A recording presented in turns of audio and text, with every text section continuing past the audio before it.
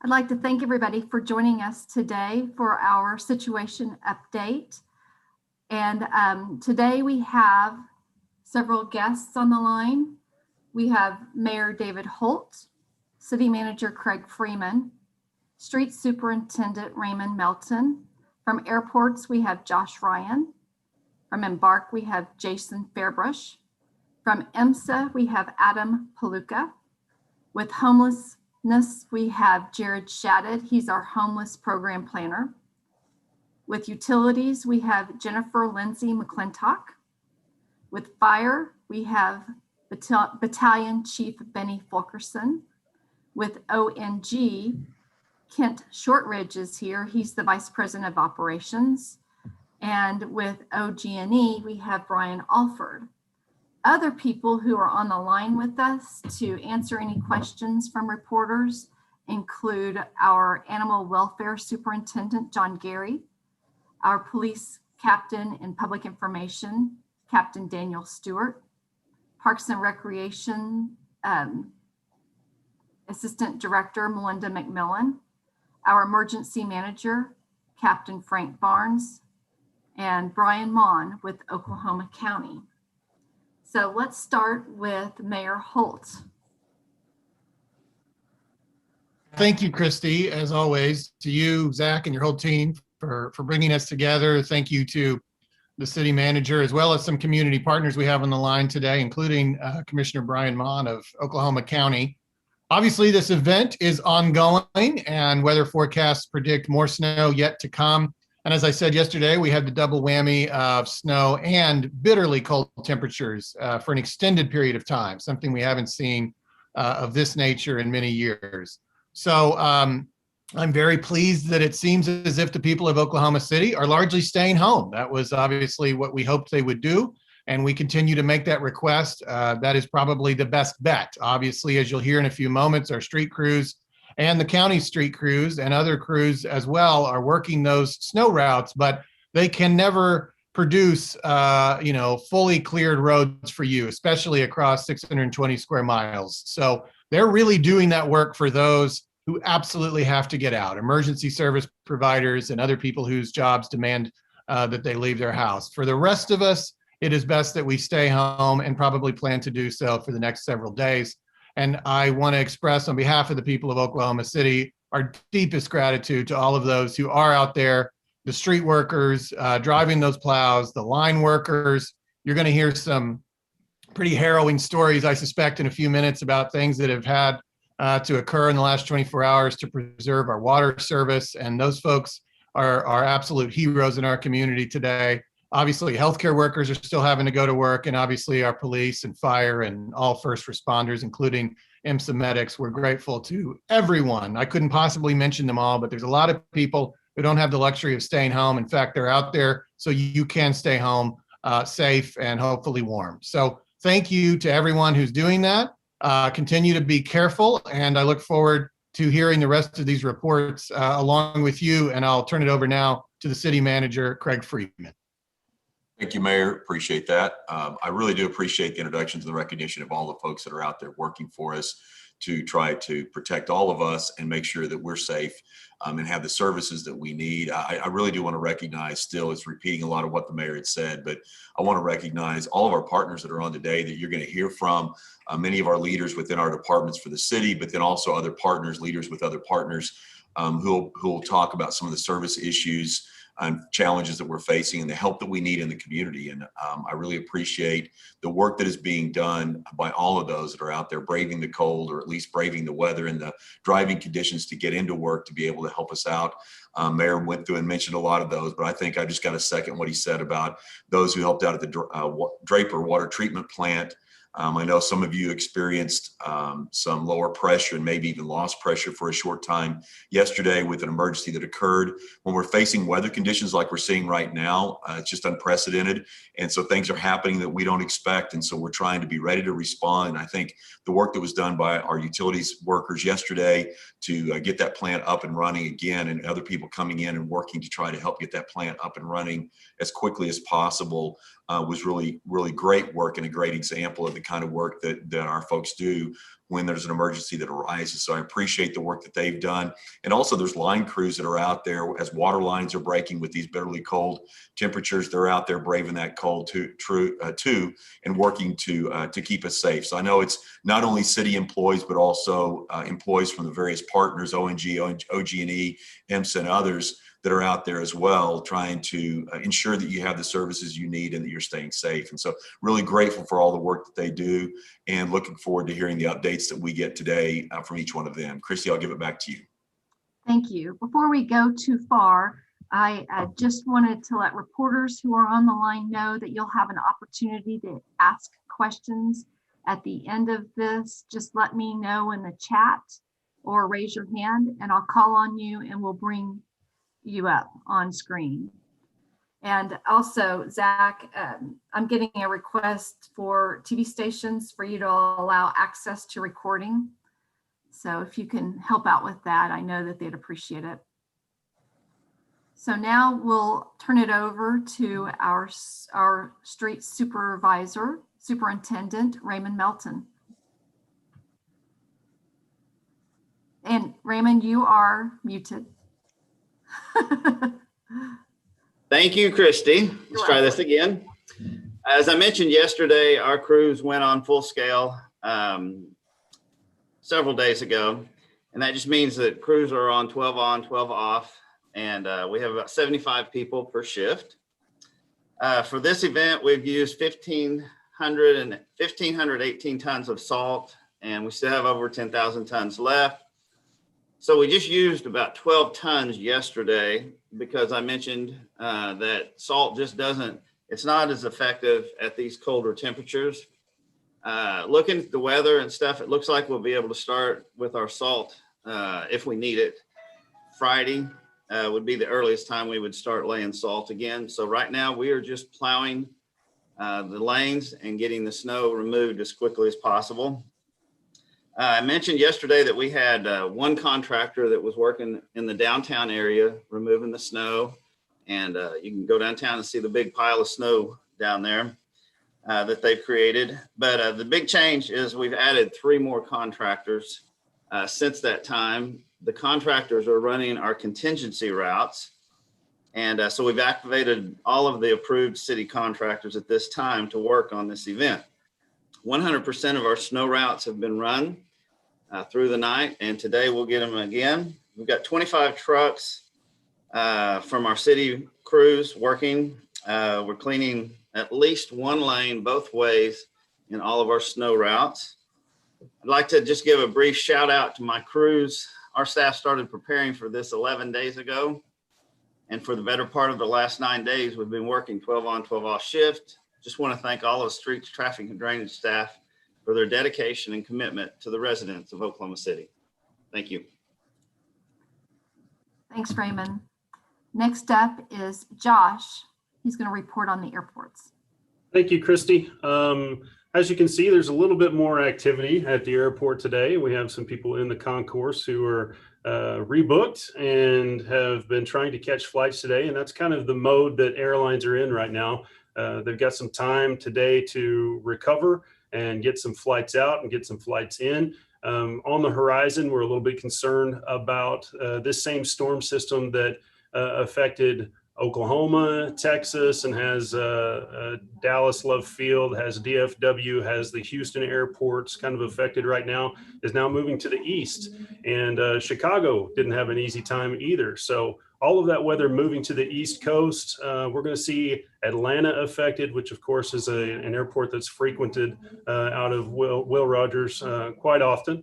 And then Charlotte, I was going to say CLT, but Charlotte will be affected as well. And a lot of the airports in the Northeast. So that's something to watch that's on the horizon, besides the fact that we've got more snow coming on Tuesday evening that is likely to affect how the airlines operate. It's likely that they won't bring in some of those overnight aircraft to stay on the ramp. So we may lose early morning departures again on Wednesday morning. So that's something to keep in mind. Our maintenance crews here at Will Rogers World Airport, many of the workers have been on site since this weather began. and they've been working in alternating shifts. And when I say on site, that means most of them actually have been staying on site as well. They're gaining some ground with the sunlight and no snow falling. So we're hoping to really get a lot of aircraft moving throughout the day today and tomorrow morning through Tuesday as well before that next system moves in. So we're continuing to watch that, and we'll let you know about cancellations. Thanks, Josh. Now on to Embark, Jason Fairbrush. Yeah, hi, good afternoon. Jason Fairbrush, Director for Embark, City of Oklahoma City's Public Transportation and Parking Department. So today with our Embark bus service, our fixed route bus that most of our community and customers are familiar with, we are running reduced service levels as we had described yesterday. Reduced service levels, basically buses that are on 1 hour frequency, and we're operating from 6:30 a.m. to 6:30 p.m. We have implemented our winter route detours, and we just encourage all of our customers, if you must get out and make an essential transit trip and use the bus service, please stay up to date at embarkok.com. You can click on the orange banner at the top of our page. It says Winter Storm Service Update. From there, you'll have all the latest information, including, as I mentioned yesterday, our real-time transit vehicle arrival tools. So you can determine exactly when a bus or a streetcar is going to arrive at a certain platform or bus stop. So that's where we're at today. We have went ahead and made the decision to go ahead and operate at reduced service levels again tomorrow. So again, 6:30 a.m. to 6:30 p.m. With 1 hour frequencies. So again, encouraging regular customers, make sure you check that revised schedule before you plan your trip, if you have to plan a trip with us. One of the other things we've changed operationally is we are stopping anywhere along our bus routes to allow people to board and alight from one of our buses. You know, typically we have a bus stop only policy, but due to the extreme weather conditions, we have made alternate plans to serve our customers to try to reduce the amount of time any of them are out in the weather. One other update with our Embark fixed route bus service is we are continuing to provide the transportation from the Willard Center to the day warming shelters that you'll hear more about. Over the last 3 days, we've provided about 292 trips between those shelters. So certainly continuing to work to be a partner there. Our Embark Plus ADA transportation service, it is running today, as you would imagine. We've had a lot of cancellations, and we actually thank you to our customers for calling ahead and making sure that your destination is open before requiring a vehicle and an operator to provide that trip. So we asking our customers to continue to check ahead and then call and cancel their trip if necessary. Did want to provide an update on OKC streetcar. OKC streetcar service is temporarily suspended. We've got a lot of ice and snow in the tracks that we're dealing with right now. Generally, you know, we've been through plenty of snow and ice in the past. Haven't had it interrupt our service really at all. Of course, the weather system that we're looking at and extreme temps that we're facing are challenging us on that. We don't have an ETA on when that service will be stood back up. We expect it hopefully to be later today or tomorrow, but we are working actively to stand OKC streetcar service back up. Just real quick, a couple of facility updates. As you know, we do manage 5 of the municipal parking garages. All 5 of those garages are operational, and snow clearing and de-icing continues. So if you do have to come downtown, there is covered shelter, plenty of it now for you to park in. Also, just a reminder to anybody in the community, again, if you're having to park downtown and you're deciding to use the on-street metered parking, we encourage people to download our app that's available at parkingokc.com so that you can pay for your parking inside the warmth of your vehicle and be a much safer approach. And then finally, just asking all of our customers to use extreme caution around bus stops and around streetcar platforms. dress warm. And then again, just a big thanks to our Embark public transportation professionals for continuing to keep service on the street for our community. Thanks for your report, Jason. Appreciate it. Yeah, and all you do. Next, we'll move on to Adam Paluca. Adam is with EMSA. Thank you so much, Christy. Big thank you to all of the folks in Oklahoma City and the surrounding communities who have heeded the warnings to stay off the roads. That has enabled our ambulances to reach patients as quickly and safely as possible. This is not an invitation for people to think that it's okay to get back on the roads. We still are exercising extreme caution, and we would encourage those who can stay home to stay in their homes. Over the past 13 or so hours, we've had 11 cold exposure incidents in Oklahoma City, and we have transported 7 patients to the hospital. That's very concerning, and those numbers are much higher than we would like to see. We are encouraging folks, if they even plan to be outside for 30 to 60 seconds, to dress warmly in layers and to have with them a dry set of socks, gloves, and hats. If any of your clothing gets wet, hypothermia can set in. Also want to make sure folks understand that it's very important you make contact with your elderly friends, family, neighbors, make sure that they are staying warm. And if you do not hear from them, that might be a time to call 911 for a welfare check. Again, thank you so much to everybody, all our partnerships. I feel like we are handling this together and doing a great job. Next up is Jared Shadid. He is the city's homeless program planner, and he's going to talk about what's happening with our homeless outreach. Yeah, we've had some internet issues at the Homeless Alliance today, but the numbers for Willard last night were between 179, 186, around there. They were at least 186, but bottom line is they didn't get to capacity at 250. They did not have to open up backup beds. Salvation Army only had about 2 people.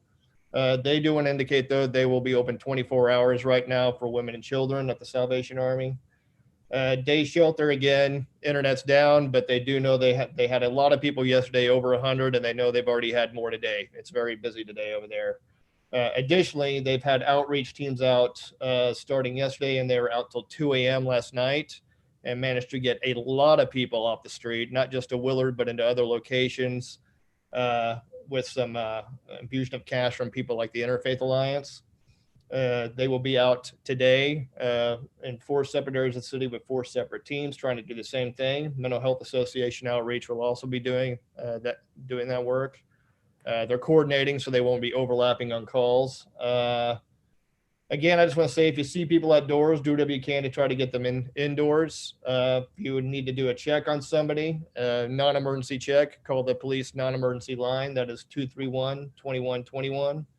Emergencies, you can call 911. And again, just thanks to the Homeless Alliance, Mental Health Association, Salvation Army, and City Rescue, and all the other shelters and organizations like Interfaith Alliance who've been a real big help through this. Currently, the main shelter locations are still doing okay on supplies.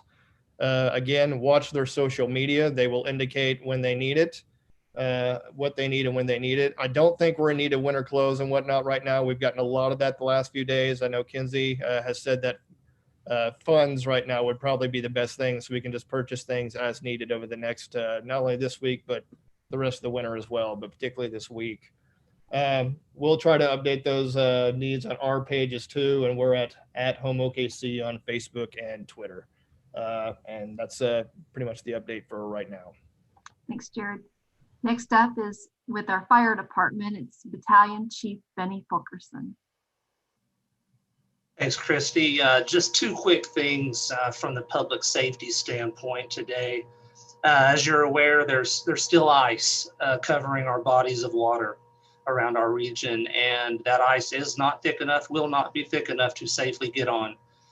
We had some reports yesterday of people ice skating, or trying to, at least at Lake Hefner, and that is absolutely not safe. That is a catastrophe waiting to happen. So far, we've been very fortunate throughout this event that we have not had anybody fall through ice, but please take this opportunity to be mindful of that, to speak to your children about that, and if we can prevent a tragedy, that's what we want to do. So stay off of the ice. The next thing that we want to bring up is carbon monoxide. Carbon monoxide, I don't know how much you know about that. It's a colorless, odorless gas. It can be produced by many different things. It could be your gas grill, really anything that burns inefficiently, such as your gas grill, a fireplace, your vehicle exhaust, your portable generators. And so that kind of leads us to, if we start having power outage issues and people start using those generators, be aware that you need to use those outside, well away from your home and well away from windows and vents, so that the carbon monoxide that comes off of those generators doesn't fill your home. It could overtake you quickly. You don't even know it's occurring. You may have symptoms such as headache, dizziness, nauseated. You could be confused. You could have difficulty breathing. There's a number of things that you could present with. If you're having those symptoms, that's one thing, but if everyone in your household is feeling the same thing, you really need to strongly suspect carbon monoxide poisoning. So just make sure that you have working carbon monoxide alarms in your home. Just like your working smoke alarms give you that early notification for a house fire, the carbon monoxide alarms give you the early notification to get out into a fresh air location. So just want you to be mindful of that. Thank you. Next up is Kent Shortridge. He's the Vice President of Operations with ONG. Kent. Thank you, Christy. Good afternoon, everyone. Currently, our suppliers of natural gas are experiencing freeze-offs at the wellhead due to the extreme cold. This is impacting the amount of gas they are able to provide to us. We want to make the public aware that as a result, we could see widespread outages across our service territory. This means customers could lose gas service to their homes and businesses. With this disruption in supply, there is the potential we could have outages. Should we lose service, it will take an extended length of time to get your service restored. Once the system is operating again, we need to visit each home and business to reinitiate gas service. This makes the need for energy conservation even more important. We are asking everyone to please reduce your natural gas usage in your home or business and use as little as possible until further notice. If we all do our part, it can help reduce the number of people who could lose their natural gas service in these extremely cold conditions. We need your help to keep our community safe and warm. Our employees are continuing to work around the clock, doing everything we can to keep your service there. But again, we need your help and would really appreciate all the help on energy conservation. Thank you, Christy. Thank you. And last but not least, we have with OG&E, Brian Alford. Christy, thank you. And so I believe, as everyone knows at this particular point, OG&E has been directed by the Southwest Power Pool to reduce our load. And the way we accomplish that is through temporary service interruptions. As Kent mentioned, natural gas is increasingly high demand and very limited quantities. It's causing issues on the electric grid here in Oklahoma, Texas, all the way to Canada. And, we're seeing the same limited supplies. Of course, that's affecting utilities' ability to generate power. And that's what's leading to what's necessitating this call to reduce our load. That's being compounded again by the extreme cold weather. A lot of our equipment, like in the natural gas industry, is freezing and causing extended problems. And we've also seen, as a matter of fact, renewable energy is been offline for the better part of 3 or 4 days. Last week's freezing fog brought a lot of the wind generation offline. We haven't seen that return. We're hopeful that with the sunshine today, some of that wind capacity will be back online. But as I mentioned, we are doing temporary service interruptions across our footprint at SPP's directive as our utilities, other utilities in the state, municipalities, co-ops. We're seeing the same thing in Texas and other parts of our region. And when we do this, we initiate short-term outages, much like we might have in a winter storm or a thunderstorm situation. Customers at some point throughout the day may lose power for an hour or so. We're trying to limit the time that customers are actually without power due to the extreme cold. But we do this to preserve the integrity of the electric grid as a whole, not only here in Oklahoma, but across the entire mid-continent, really from parts of Texas all the way to the Canadian border. The Southwest Power Pool is the coordinating authority that coordinates all these activities by the utilities in the region, and they keep their thumb on it. We've been fortunate today that we've had a national holiday. Our state and federal and other offices being closed has helped. I think we're going to continue to see the need for this type of intervention through Tuesday and perhaps into Wednesday. We're hopeful that we get through this next wave of snow with minimal issues. But again, that remains to be seen. But we're working tirelessly with the SPP. We've got folks in the field that are working at our power facilities outdoors to keep them running. Our coal units we're fortunate in that we have our coal units.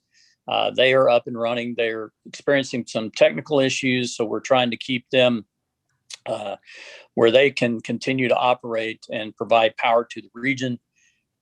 But we'll see how that goes. Much of this is subject to change. At this particular point, we're seeing roughly 2 to 4% of our customers being affected by an outage at some point. The request from the Southwest Power Pool has not been great, but again, as we go into Tuesday and we see some of these state, federal offices return to work, some of those that are closed for the holiday, it will continue to put stress on the grid system-wide here in Oklahoma as well as across the region. I think I'll stop there, Christy. If there are any questions, be happy to answer them. Okay, thank you, Brian. We do have some questions from reporters, and the first reporter who requested some time is Brett with the Free Press. Brett, are you here? Yes. Okay. So I have several questions here about OG&E. Thanks for the report, sir, about that, about OG&E. I'm just wondering about, in a case of rolling blackouts, which is what you're talking about, isn't it? No, you got to understand, a blackout is an uncontrolled, unmanageable event. These are very controlled, very well managed, and they're being done intentionally all across the mid-continent in an effort to preserve the integrity of the system. Right. So these are planned, but the effect for the end user is you don't have power. Is that right? That's correct. For a period of we're trying to limit, again, the actual duration to an hour or two at most. Okay. So are there any priorities being established here? Is there a difference in priority here, Mr. Alfred, with OG&E between, say, a business that could close, a great big business, that could close for a day or so and take the pressure off of your grid, and grandma, being without power for 2 hours? Is there a priority difference there? Brett, that's a great question. And what we've actually done over the weekend is we've reached out to large industrial customers and asked them to curtail their loads to the extent that they can. We've seen a great response from our larger industrial customers, but at the end of the day, the situation in the regional, across the regional grid, demand is still outpacing what is available. Okay, thank you, sir. Jennifer McClintock, do you have a number on how many line breaks your guys have been out there waiting in water in this temperature? You know, how many line breaks you have fixed so far, say in the past 2 days, 3 days, or whatever like that? I don't off the top of my head. It's certainly something that I could research for you. I do know at a point in time tomorrow, we had 21 active reports of breaks. Mm-hmm. But to get a whole number of that, I'd have to go back to our line maintenance guys and pull that number for you, Brett, but I can certainly do that if it's something that you'd like. Stanley Draper plant, is it back up to capacity now? Yes, that was going to be part of my report, and I kind of got, I think, lost in the shuffle here. Yes, our Stanley Draper water treatment plant is back and 100% operational after last night's outage. We had a large swath of customers in South Oklahoma City, Northeast, and the downtown area who were without water for an extended period of time because we had some chemical lines at the treatment plant that are buried lines, but those froze up on us.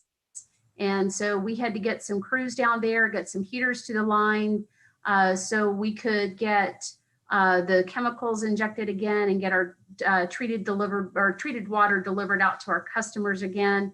We had lots of phone calls, but we want to thank everyone for their patience and especially thank the workers who were down there in extreme cold, working to get our service back up and running as quickly as they could. Thanks, Jennifer. I just got through checking in with Greg Williams, administrator at the jail. The jail is on that downtown part of the water grid there, isn't it? So they were losing pressure yesterday afternoon, but he says the pressure's back up again, and they're good. So yeah, especially the jail situation there, when the downtown water pressure drops, then that affects the jail. So that's the reason why I was asking about that. Thanks, Jennifer. That's it, Christy. Thank you. Jennifer, can you go ahead and talk about trash pickup and other things that are affected by utilities? You bet. Yeah, outside of the Draper plant from yesterday, we are working multiple line breaks. And in addition to that, we have our trash operations, and those are going to be suspended as of today. If you had Monday trash pickup today, your new pickup date will be on Sunday. We are also suspending trash and recycling collection for tomorrow, which is Tuesday. If you have your regular trash pickup day on Tuesday, then that will be picked up on Sunday. So Monday moves to Saturday, Tuesday moves to Sunday. We will then start collecting all of our bulky trash for this week, beginning this Thursday. And we will run collections from Thursday, Friday, Saturday, and Sunday. So if you had Monday or Wednesday bulky trash pickup for this week, you need to have your items out to the curb by Thursday, and we will begin sweeping neighborhoods at that time. If you have regular trash and recycling on Thursday or Friday of this week, your service should still be normal.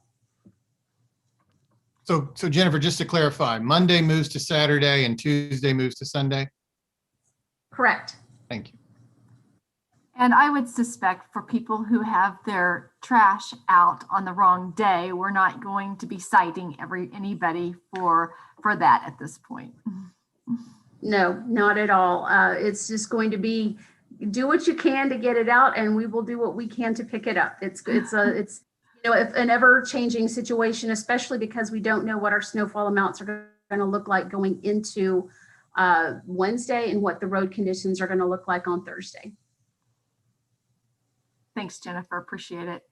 I know Jennifer Pierce with Channel 9 has some questions. Jennifer, are you on the line?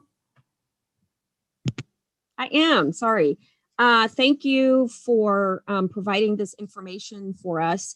I have 3 questions. The first one is for city utilities. Jennifer, you touched on this earlier, water main breaks. how many, and I don't know, you said 21, but I wasn't sure the date of that. Was that overnight? Well, no, that was sometime earlier in the weekend. We had about 21 working, at least that they had been listed on our utility system that I was able to take a look at. But it's rolling, you know, once you get one fixed, another one may pop up. I will have to research through our line maintenance group to find out exactly how many that we have done from a specific date, depending on what you guys want. Okay, yeah, I was just thinking about overnight with Okay. this, you know, I think the temperature was at one point like 20 below. So, Right. you know, that's going to have an impact. And then how long does it typically take for utility crews to repair a line? I mean, they have to dig a big hole and Right. it's how long should residents expect their water off? I'd say that the average is anywhere between 4 and 8 hours. It really depends on a lot of factors. The size of the line, the location of the line, what crews have to dig into. And again, during these extreme temperatures, operations do go a little more slowly because we have additional safety precautions, not only the temperatures themselves, but we have oftentimes to dig through a bunch of ice once we get down into the hole. And so there are a lot of different things that can cause what would be an everyday normal type of repair to be much more complicated. So I would say that the average is anywhere between 4 to 8 hours and maybe extended.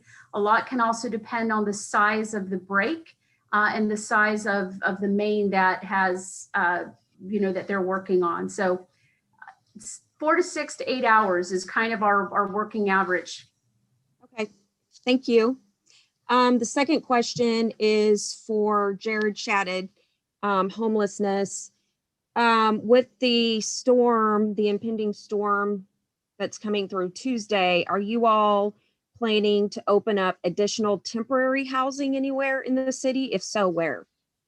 Currently, no, mainly because we haven't even, with this storm, we haven't even reached the 250 capacity at Willard. If we do open up backup capacity, we do have that ready at the day shelter, and that would be the backup capacity that would get opened. And that's about another 75 beds. Salvation Army can offer up to 48. Right now, they're just serving women and children because we haven't needed to serve outside of the Willard facility. He has indicated previously that they can alter the population in that case to serve there as well. In addition, we've gotten, again, funding from organizations like the Interfaith Alliance to help set people up, say, like in hotel rooms and things like that, which has been helpful.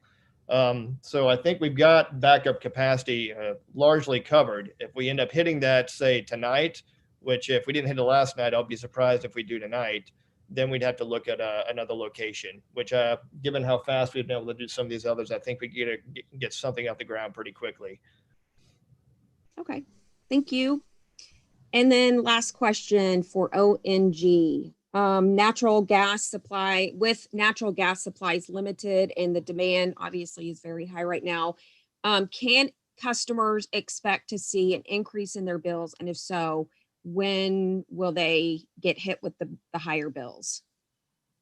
Well, it's too early right now to quantify as we're still in the middle of these cold temperatures and how prolonged they are. But we will certainly work with our customers and would encourage them anytime they have any issues with their bills to please call our information center, and we will work with them and work out a plan for them. Right, I appreciate it. Thank you, guys.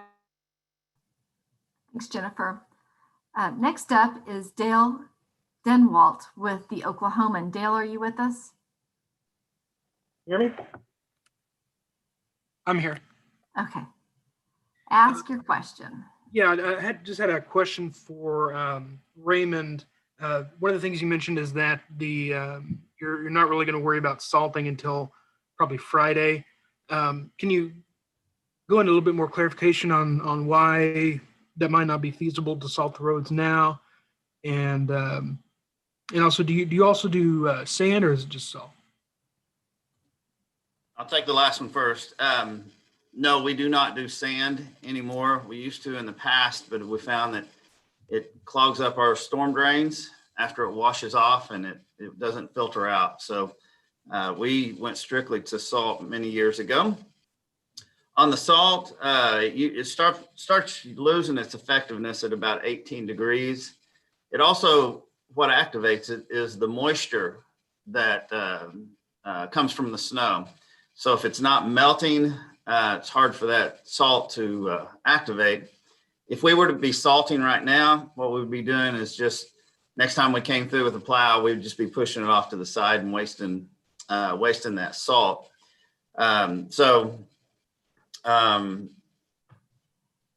We don't salt when it gets to this temperature. Obviously, we haven't seen this kind of temperature in Oklahoma City that I can ever remember. So just because it loses its effectiveness as the temperature drops, it works best at 30 and 28 degrees. But once it gets down to 18, we start losing some of it.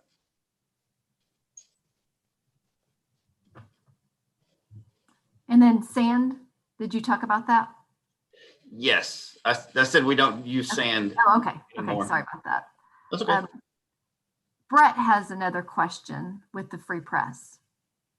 Yes, Mr. Shortridge, of all of the warnings here, yours seems to be, the most harrowing and frankly frightening one that I've heard here today.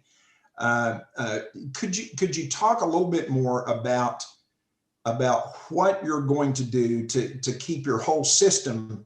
This is going to be a collapse, really. If you have to shut your lines off for safety reasons because there's not enough supply, you're right. Your folks are going to have to go to every single house to try to get gas back on again.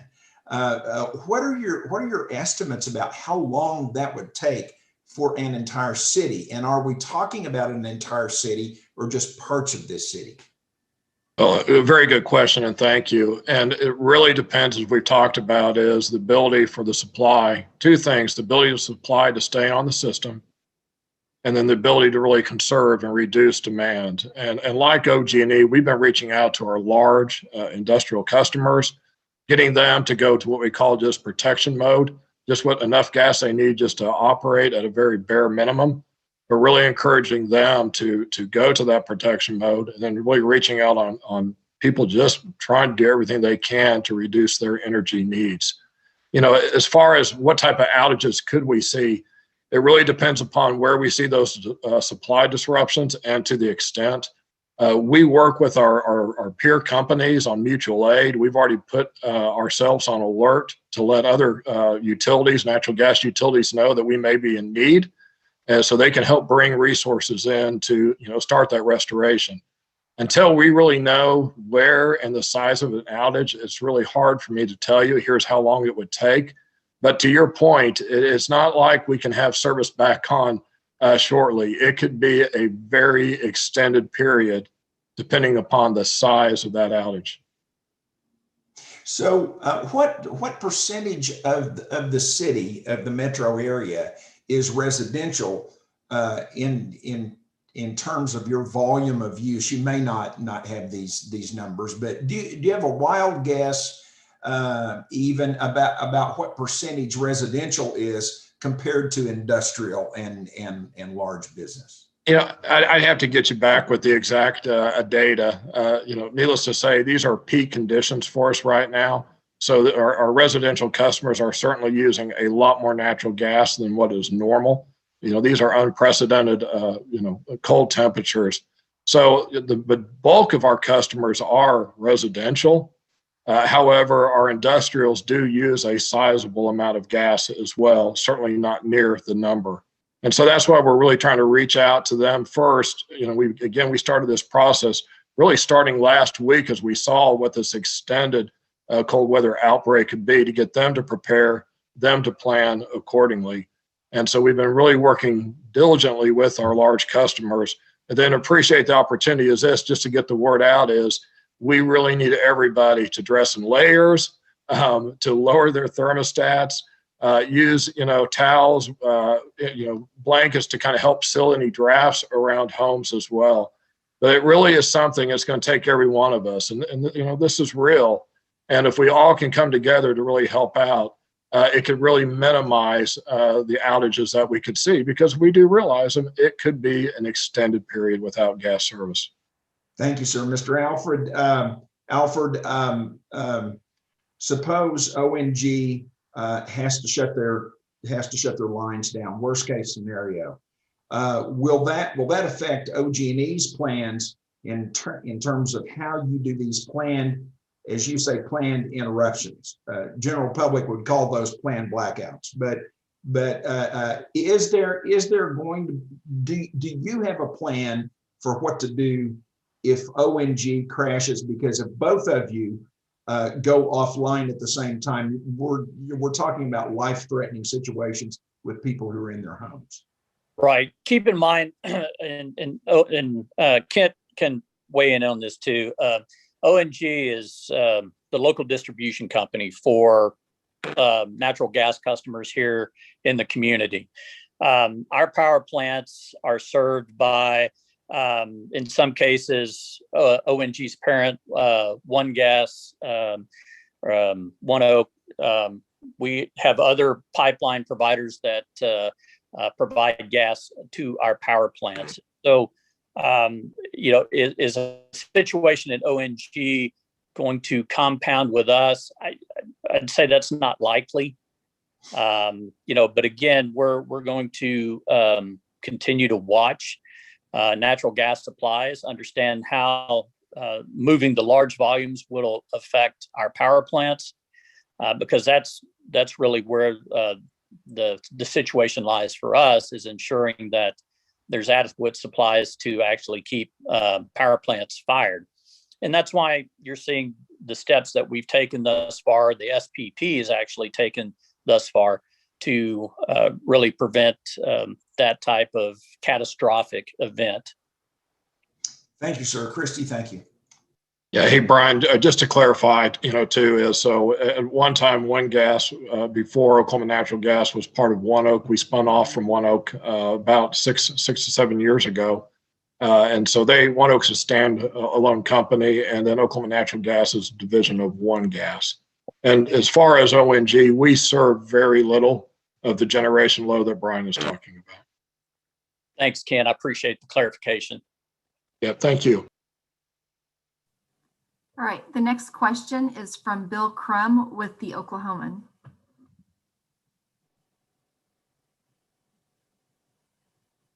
Okay, I'm unmuted. Yes. Can you hear me? Yes. Okay, this was for Kent. It's kind of a consumer-related question. If my gas service does go out at the house, is there anything that I need to do with my gas appliances to make sure that it's safe when service starts coming back? Yeah, thank you for the question. And that's why it's something really distinct about a natural gas utility. When we do lose service, we can't bring the gas back on. We've got to go and actually turn off every customer first, then bring gas back into our pipelines. And then we will go back to your home or business and do a leak check before we reinitiate gas service. And so that is why it takes such an extended period of time for us to be able to return to service. Okay, I'll put you on the spot a little bit here. If my gas went out today, could it be 2 weeks before you could get back to me? Yeah, I'm trying to get an idea of what people might face. So, currently right now, our system, our infrastructure, we've had only very spotty issues. And, we do have a few customers without gas right now, but we're working on something that may be on our system. If it is a supply issue, which our suppliers, bring gas, transport gas to our systems, if it is a lack of supply, then it's not so much on our infrastructure, it's just without that supply, we then could have a significant outage. And it's really difficult for me to tell you how long it would take because I really would need to know is really what system have we lost, how many customers. And if we experience, we hope we don't, but I mean, that's why we're having this press conference. I mean, the potential is real. If we experience outages, we'll post on our webpage, and we'll start kind of giving updates on when we think that service can be restored. Okay. The message has got to be then conserve, turn down the thermostat, put on a sweater. Absolutely, and thank you. I mean, that's really what we want to get the word out. And I mean, it really is going to take all of us. I mean, I've been in Oklahoma almost my whole life. This cold is just unprecedented. And it's not only as it's cold, it's how many days it's already been cold, several days below, freezing. And, for our producers out there, with all the gas in the wells freezing off, it's a significant issue. And then you compound it with snow and ice. It just makes it more difficult. It's just something Oklahoma really has never gone through. Okay, thank you. For Jennifer McClintock,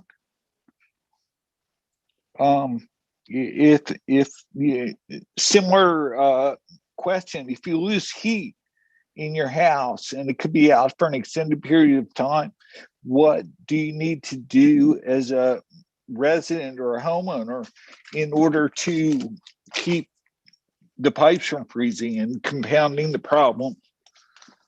That's a really good question, Bill. And the first thing that I would tell you is to make sure that you have your lines running, especially on exterior walls. And, a heavy drip or maybe even a small continued stream of water from both the hot and cold water spigots. If you have a dual temperature faucet, that would help a lot. Open up your cabinet doors underneath. Hopefully that would still have enough heat within the rest of the house that you could get some air circulating under there. The other thing you might consider is some kind of insulation foam. If you happen to have some around, towels, anything that you can do to maybe even wrap some of your pipes under the sink to keep some of that heat in. But that's really about it. It can get pretty, as has been said multiple times, we're talking about an unprecedented event with regard to how low these temperatures are getting. And so it's something new for a lot of us. Okay. Follow up there on water issues. Is the Atoka pipeline still in service? The Atoka pipeline, the original Atoka pipeline, yes, is still in service.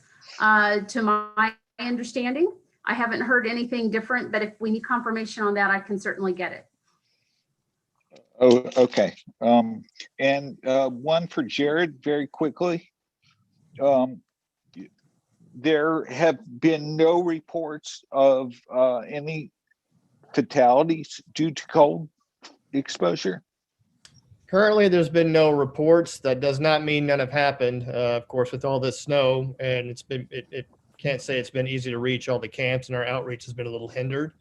We are kind of preparing ourselves to have some fatalities in the next week, but we're doing everything we can to prevent it. But as of yet, we've got no reports of fatalities. Okay. Thank you. I'm done.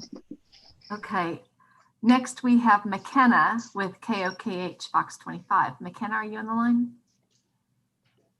Yes, I'm still on. I'm just wondering from OG&E, could these rolling power outages continue overnight, or is this going to be something that's typically through the daytime hours? No, I think if we find ourselves in this situation, they will be ongoing throughout the night and the day tomorrow. Typically in the winter time, you see two peaks or two times of high demand on the system. That's early in the morning and then in the afternoon. And do have dual peaks. It makes it difficult to do these interruptions on a limited basis. Usually you're going to be looking at them on a prolonged basis. This is the first time that the SPP and OG&E have been in this situation. But we do plan for these, and we do have plans in place. But short answer is, I think you can expect them to continue throughout the day and the evening. Thank you. Do you have any other questions, McKenna? Nope, that was it. Thank you. Is there anybody else that I have missed?